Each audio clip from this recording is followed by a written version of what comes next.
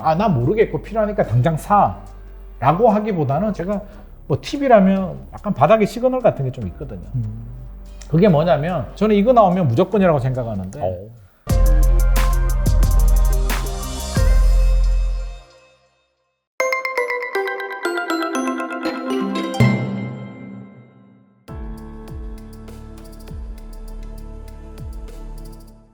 그리고 무주택자 입장에서는 일단은 집값이 빠르게 하락하니까 좀 반가울 것 같긴 해요. 네네. 하지만 언젠가 이분들도 이제 집을 사야 되고 지금이 살만한 타이밍인지 물론 아까는 이제 좀 기다려 봐야 된다고 말씀하셨는데 이분들한테 조언을 하신다면 어떤 말씀을 해주실 수 있을까요? 일단 대한민국에서 집은 필요합니다. 그거는 분명한 사실이고요. 저는 보험이라고 봐요. 1주택은 보험이다. 제가 항상 주장하는 게 보험이다. 자, 우리가 보험을 가입할 때 사실 별 필요 없는 확률이 훨씬 더 높잖아요. 필요 없을 확률이 70%? 운전보험도 마찬가지고요. 사고 뭐 매일 내는 사람 아니면 자주 내는 사람 아니면 저 같은 경우는 저 사고 낸 적이 거의 없거든요. 그냥 보험료만 저는 계속 갖다 바쳐요. 진짜 10년 동안 사고 한 번도 안 냈거든요. 그럼에도 불구하고 제가 왜 보험을 가입할까요? 언젠가는 뭔가 문제가 생길 수도 있잖아요. 그렇죠. 갑자기 큰 사고가 날 수도 있고 사고가 날 수도 있는 거고 언젠가를 때문에 보험을 가입한단 말이에요. 집도요. 자, 우리 주택이 우리가 자꾸 투자 목적으로 그렇게 해서 그런데 첫 번째 목적은 내 가족이 안정적으로 잘 거주하는 목적이고요. 실수요자들이 투자 목적으로 다주택 말고요. 실수요자라면 내 가족이 안정적으로 잘 거주해야 되고 두 번째 목적은 인플레이션 방어를 해야 된단 말이에요. 인플레이션 방어가 뭐냐면 우리가 화폐 가치가 떨어지거든요. 인플레이션 물가가 오르니까 당연히 화폐 가치가 떨어지잖아요. 10년 전에 1억하고 지금 1억이 돈 가치 자체가 다르잖아요. 20년 전이면 더하고 20년 전에 1억이면 굉장히 큰 돈이었잖아요. 근데 10년 전 지금 1억 돈 가치가 다르다는 얘기는 자 전세를 예를 들어 볼게요. 전세 10억짜리 전세 살아요. 집주인이 안 올리겠대. 착한 임대인이에요. 할아버지가 나 옛날 생각나가지고 내가 어렸을 때 내 젊을 때 50년 전에 단칸방에서 시작한 옛날 생각이 나서 자네들한테는 나 안 올릴게. 돈 벌어서 빨리 내 집 마련해. 너무 좋은 거야. 10억짜리 집에 전세 10년 동안 살았는 거예요. 집주인이 안 올리고. 근데 이 할아버지가 돌아가셨어요. 그럼 10년 후에 이제 상속을 받을 거잖아요. 그 아들이 또는 딸이 과연 전세금을 안 올릴까? 우리 아버지가 안 올렸으니까 그 유지를 받들어서 계속 안 올릴게요. 그러진 않을 거잖아요. 올리는데 그렇죠. 네. 뭐 최근에 이제 전세 가격이 떨어지지만 일반적으로 보면 10년 전 가격하고 전세 가격이 한 2배는 올라 있을 거잖아요. 맞아요. 일반적으로. 그러면 올려달라고 할 거잖아요. 야, 20억. 예를 들어서. 아니, 갑자기 이렇게 올려달라면 어떡합니까? 더러워서 안 되겠네? 나가려고 하면 이미 다른 집들도 매매, 전세 가격이 다 올라 있잖아요. 그래서 가장 나쁜 임대인이 누구냐고 하면 우스갯소리로 전세금 안 올리는 임대인이란 말이 있었거든요. 대부분 사람들이 내 집 마련할 때 어떻게 마련하냐면 집주인이 전세금 올려달라 그러고 막 하니까 스트레스 받으니까 그냥 들어가지고 집 샀는데 그게 내 집 1주택이 돼가지고 종잣돈이 되고 밑그림이 돼서 이렇게 하신 분들이 되게 많거든요. 그렇기 때문에 그 얘기는 뭐 제가 무슨 얘기를 드리고 싶냐면 인플레이션인데 10억 원이요. 인플레이션 평균 상승률 3% 정도 잡으면 10년이 지나면 7억 4천만 원 정도로 실질 가치가 떨어져요. 명목 가치는 10억인데 실질 가치는 7억 4천이란 말이에요. 10억 전세에 있는 사람은요. 그 돈을 그대로 전세에 묶어뒀기 때문에 7억 4천 돈으로 떨어진 거고요. 어떻게든 내 집 마련했어. 하면 실물 자산이잖아요. 인플레이션 화폐 가치 하락이 반영이 되면 한 13억, 14억까지 그러니까 저는 10억 아파트가 10년이 지나서 13억, 14억 하는 건 그 오른 게 아니고 그냥 인플레이션 반영이 된 거야. 너 본전치기 한 거야. 그거 올랐다고 하지 마. 그냥 물론 전세 사시는 아니면 현금 가지고 있는 분들보다는 유리했겠죠. 그게 인플레이션 방어거든요. 그렇기 때문에 집 하나 있는 건 인플레이션 방어라도 해야죠.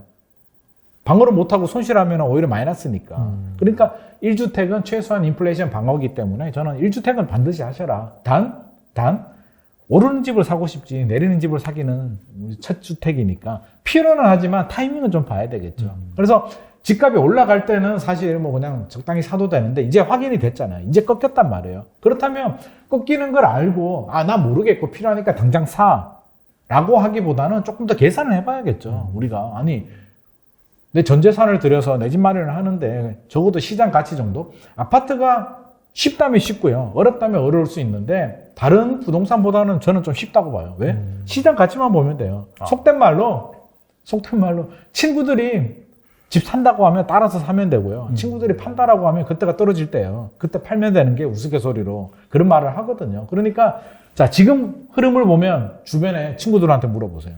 지인들한테. 지금 집 사는 사람들이 몇 명이나 될까? 다 안 사는 분위기잖아요. 그럼 지금은 좀 기다리는 게 맞겠죠. 네. 그런데 바닥을 좀 확인하고 이제 움직일 때는 움직여야 되는데 빨리 움직이느냐, 늦게 움직이느냐의 문제인데 제가 뭐 팁이라기보다는 과거 사례를 보면 약간 바닥의 시그널 같은 게 좀 있거든요. 그게 뭐냐면 일단 고점 대비 30에서 50% 정도는 조정이 돼요. 그래서 첫 번째 그 정도는 확인을 해야 되고요. 두 번째는 미분양이 좀 늘어나요. 물론 미분양이 먼저 늘어날 수도 있는데 전국이 10만 호, 제가 앞서서 설명드렸듯이 수도권 3만 호, 정부는 뭐 5만 호, 6만 2천 호를 위험 수위라고 보는데 조만간에 뭐 6만 호 당연히 돌파할 것 같고요. 10만 호 갈 것 같은데 10만 호 가면 30에서 50% 정도 조정이 되고요. 물론 재건축 재개발은 50%, 일반 새 아파트들, 전세 가율이 높은 아파트들은 한 30% 정도 조정이 된 상태에서 멈출 수도 있고 지역마다 차이는 있으니까 30에서 50% 정도 조정이 되고 이 정도 되면 사람들이 불안하죠. 이제 서서히 그 패닉셀 현상이 생깁니다. 좀 팔기 시작하고요. 정부에서 규제를 풀어주죠. 지금도 풀고 있는데 빠르게 풀고 있는데 가장 마지막에 풀리는 규제가 강남의 조정 대상 지역이 풀려야 되거든요. 1월 달에 이제 정부에서 풀어준다라고 하는데 여전히 빠지는 지역들이 강남구, 서초구, 용산구 빼고 풀어준다라고 하잖아요. 그러면 강남구 언제 풀어줄 거야? 그거는 지켜보겠다는 거죠. 3개월이 될지 6개월이 될지. 원래는 2, 3년에 걸려요. MB정부 때 규제 풀어주는데 시간 상당히 오래 걸렸거든요. 어떻게 보면 MB정부 5년 동안 풀어준 규제를 지금 거의 1년도 안 돼서 다 풀어주는 거거든요. 그러니까 그만큼 속도가 빠르다. 하락 속도도 빠르다라고 우리가 인식을 해야 되니까 강남이 언제 풀리는지를 봐야 되고요. 제일 마지막에 저는 이거 나오면 무조건이라고 생각하는데 2013년도 박근혜 정부 때 요거 나왔고요. IMF 때도 나왔는데 5년간 양도세 면제, 양도세 특례라고 하거든요. 5년간 양도세 면제 나오면 사실 이제 정부에서 더 이상 카드 없습니다. 제일 밑에 있는 밑장 카드, 비장의 카드 꺼내놓은 거거든요. 야 이거 자, 난 다 했다 이제. 니들 마음대로 해. 난 더 이상 풀 거 없어. 5년간 양도세 면제 나왔다는 얘기는요. 대출 규제도 다 풀렸고요. 규제 지역들, 조정 대상 지역들 다 풀렸고요. 이제 할 게 없어. 마지막 카드예요. 그래서 2013년도에 박근혜 정부 때 이제 취득세 영부 인하하고 1%대로 그때 1%가 됐거든요. 5년간 양도세 면제 나오니까 사람들이 뭘 기억하냐면 박근혜 정부 때 규제를 다 풀어줬다라고 생각하거든요. 사실 MB 정부 5년 동안 풀어줬어요. 풀고 마지막 활용 점정을 박근혜 정부 때 5년간 양도세 면제를 해주니까 그게 너무 충격적이다 보니까 사람들이 박근혜 정부에서 규제를 다 풀어줬다라고 하는데 절대 그렇지 않고요. 2013년 풀어줬어요. 1년 동안 그 일이 있었던 거예요. 2014년부터는 이제 지켜봤죠. 거래량이 늘어나면서. 그렇기 때문에 혹시라도 이게 언제 나올지는 모르겠는데 안 나올 수도 있는데 지금 분위기를 보면 저는 나올 것 같아요. 2023년 올해 나올 수도 있고요. 하락 속도가 이렇게 빠르면 안 나올 수 있겠냐고요. 그러니까 이건 하락 속도에 달려 있는데 마지막에 5년간 양도세 면제 나오면 저는 용기를 좀 내셔도 되지 않을까. 아예 돈이 없는 분들은 어쩔 수가 없고요. 돈이 자금 여력이 되는데 살까 말까 망설이는 분들은 저는 5년간 양도세 면제 나오면 들어가라. 이게 도장을 찍어줘요. 계약서에. 딱 찍어주면은 예를 들어서 2023년에 나왔다고 쳐요. 만약 도장을 받으면 2023년부터 2028년까지 5년 동안 발생하는 양도 차익에 대해서는 양도세가 없어요. 아니 우리 양도세 때문에 못 팔았잖아요. 그동안. 맞아요. 네. 2028년부터 발생하는 양도 차익에 대해서만 세금을 내니까 5년 동안 오른 거에 대해서는 세금은 하나도 안 내는 거고요. 주택수도 다 빠져버려요. 양도세 뭐 중과세 이런 거 필요 없단 말이에요. 나중에라도. 굉장한 혜택이기 때문에 저는 이때는 용기를 좀 냈으면 좋겠다. 근데 2013년, 10년 전 생각해 보면 이게 나왔을 때요. 서울에 계시는 분들은 거의 못 샀어요. 무서워가지고.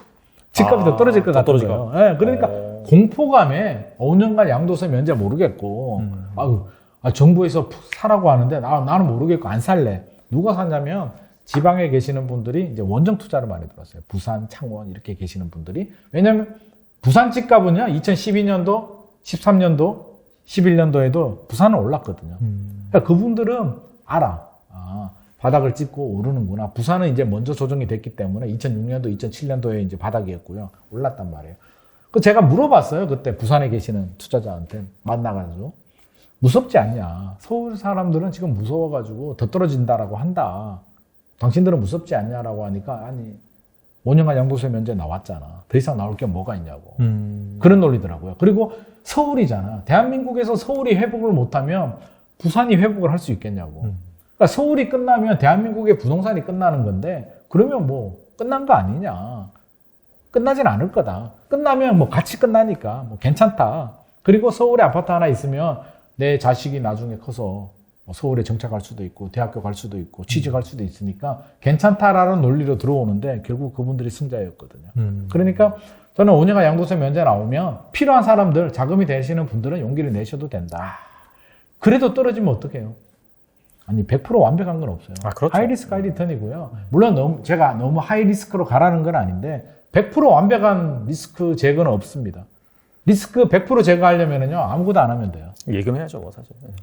예금도 사실 뭐 아니 대한민국의 부동산이 끝나가지고요 막 하면 은행이라고 안전할까요? 솔직히 이게 50% 이상 떨어져가지고 뭐 그럴 리는 없겠지만 고점 대비 70%가 떨어졌어요. 10억짜리가 3억이 됐어. 난리 나죠. 그러면 대한민국 은행이 무사할까요? 다 망하죠. 다 망하지. 네. 그러니까 그런 일이 생기면 끝나는 거예요. 그냥 은행도 망하고요. 은행 예금 넣으면 그게 무사하겠냐고. 5천만 원까지만 보호되잖아요. 끝나는 거예요. 그러니까 그런 극단적인 상황을 대비해버리면 할 수 있는 게 아무것도 없어요.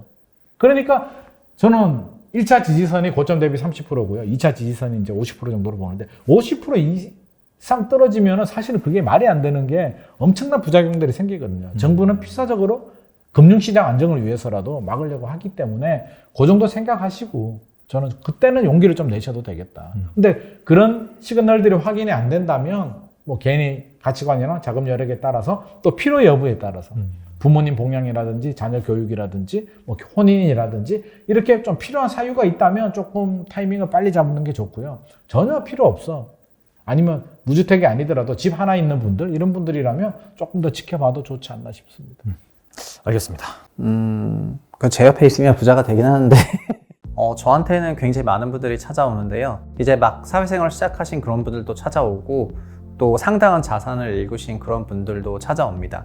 그리고 무주택이신 분들도 주택 구입 타이밍이나 주택 구입 시점을 논의하기 위해서 찾아오시기도 하고 주택이 이제 수십 채 이상이신 분들도 어떤 식으로 그런 운영 전략을 짤지에 대해서 고민하러 많이 찾아오셔서 사실 저는 정말 굉장히 넓은 커버리지의 그런 고객들을 갖고 있다고 말할 수가 있을 것 같아요. 현재 우리나라 아파트 시장에는 시점 전략이랑 가격 전략 중에서 시점 전략에만 함몰이 되어 있어요. 그래서 아마도 이 강의를 뺀 다른 강의를 계속 들어도 계속해서 시점 전략에 함몰이 될 거기 때문에 반쪽짜리 전략을 가지고 대응을 해야 되고요. 시점만 볼 수 있다면 가격에 대한 평가 기준이 없다 보니까 자연스럽게 그냥 올라가는 거 따라 사고 내려가는 거 밀어서 팔고 하게 되면서 손실이 증폭되거든요. 아파트는 소득의 10배에서 12배 정도 되는 굉장히 고가 자산인데 이런 실수 2번만 하면은 자기 자산이 완전히 녹아버리게 됩니다. 그래서 기본적으로는 시점과 가격을 균형 잡힌 시각으로 보면서 이런 복합 전략을 해야 되는데 이 복합 전략을 제공하는 프로그램이 없었는데 제가 처음으로 제공해 보려고 노력을 하는 거고 저도 부족한 부분이 있긴 하겠지만 어쨌든 최소한 가격 전략이랑 이런 타이밍 전략을 같이 제공하려고 한다는 측면에서 굉장히 의의가 있는 부분이라고 생각을 하거든요. 그래서 결국에 이 강의를 듣게 되신다면은 최소한 시세 추종형 그런 판단을 한다거나 좋은 시점을 잡기 위해서 공부해야 되는 그런 스트레스로부터 자유로워질 수가 있고 그리고 굉장히 느긋한 마음으로 내가 원하는 가격대에 들어오는 걸 기다리고 내가 원하는 시점이 오는 걸 기다릴 수가 있게 되면서 상당한 의미로 자기의 시간도 절약할 수가 있다고 생각을 하거든요. 저희가 다 전업 투자자가 아닌데 시점 잡으려고 새벽 4시에 일어나서 FOMC 회의를 보고 이런 걸 한다는 것 자체가 저는 시간 낭비적인 부분이 있다고 생각을 하고요.